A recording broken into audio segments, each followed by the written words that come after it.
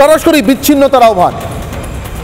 যে জসিমউদ্দিন রহমানি খিলাফত প্রতিষ্ঠা করতে চায়, ইসলামিক খিলাফত প্রতিষ্ঠা করতে চায়, ইসলামিক সাম্রাজ্য প্রতিষ্ঠা করতে চায়, সে পশ্চিমবঙ্গকে বাংলাদেশের সঙ্গে মেলাতে চায় কেন, মিশিয়ে দিতে চায় কেন, তার জন্য আহ্বান জানায় কেন?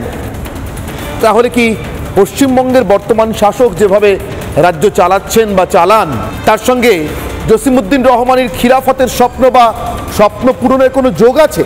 এ প্রশ্নের সরাসরি কোনো রাজনৈতিক উত্তর মেলার সম্ভাবনা ততদিন নেই যতদিন না পর্যন্ত মমতা বন্দ্যোপাধ্যায় নিজে এ তথ্য তিনি জানেন। কিন্তু জানার পরও যতদিন না তিনি নিজে জসিমউদ্দিন রহমানির বক্তব্যের বিরোধিতা করে অন্তত একটা সরকারি বিবৃতি পর্যন্ত দেন, এখনো পর্যন্ত দেন, জেনে শুনে, সবটা জেনে এবং সবটা শুনেও দেননি। আর ঠিক তাই ওখানে একটা সন্দেহের বাতাবরণ তৈরি হয়ে আছে।